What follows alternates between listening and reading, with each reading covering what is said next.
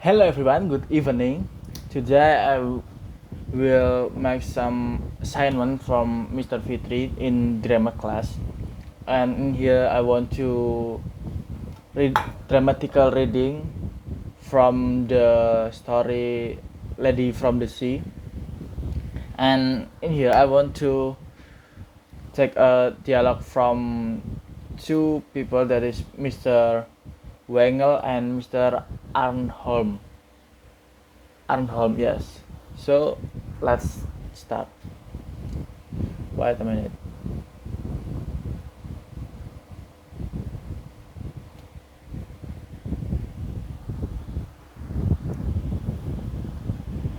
From Mr. Wengel. Yes, but don't let anyone notice anything. And then Mr. Arnholm replies, reply, how on earth? Dear doctor, what good did you expect me to be? I don't understand it. And no, naturally, for I was on an altogether false track. I thought Elida's heart had at one time gone out to you, and that she still secretly cared for you a little, that perhaps it would do her good to see you again and talk of her home and the old days. So, what it so it was your wife you want you mean ah sorry. So it was your wife you mean when you wrote that she expected me and perhaps longed for me. Yes, who else? And then Mr. Arnholm hurriedly, no, you were right, but I didn't understand. Naturally, as I said, for I was on an absolutely wrong track. And you call yourself selfish? When Mr. Banyo, you know, but I had such a great sin to atone for. I felt I dared not neglect any means that might give she slightest relief to her mind. And home, how do you really explain the power this stranger exercise over her? Hmm, dear friend, there might be sides to the matter that cannot be explained. Do you mean anything inexplicable in itself? Absolutely inexplicable? In any case, not explicable as far as we know. Do you believe there is something in it then? I neither believe nor deny. I simply don't know. That's why I leave it alone. Yes, but just one thing. Her extraordinary word assertion, but the child eyes, Mr. Wangel eagerly. I don't believe a word about the eyes. I will not believe such a thing. It must be purely fancy on her part, nothing else. And did you notice the man's eyes when you saw him yesterday? Of course, I did. And you saw no sort of resemblance? Swingle evasively. Hmm. Good heavens, what shall I cite? It was quite light when I saw him, and besides, Alida had been saying so much about this resemblance.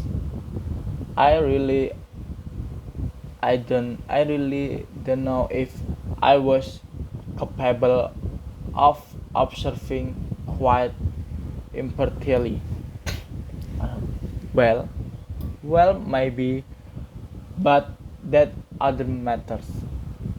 All this terror and unrest coming upon her at the very time, as it seems, this strange man was on his way home.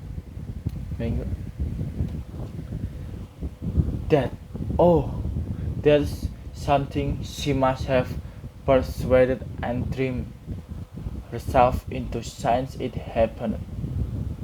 She was not seized with this so suddenly all at once, as she now maintains, but since she heard from young Lindstrain that Johnson or Firman, or whatever his name is, was on his way hither 3 years ago in the month of March.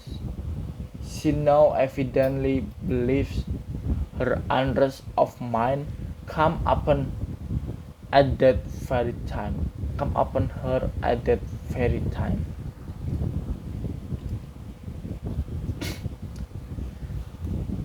It was not so then, Wenger.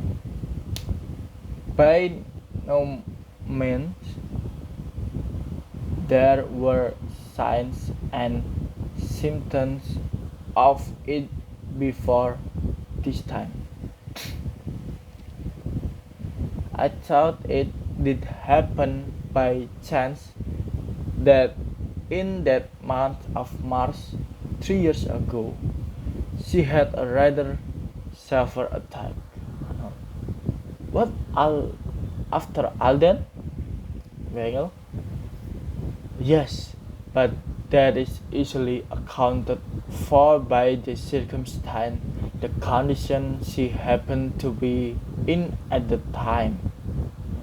So symptom for symptom then?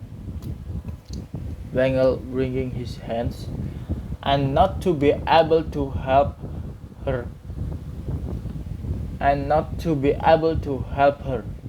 not to know how to console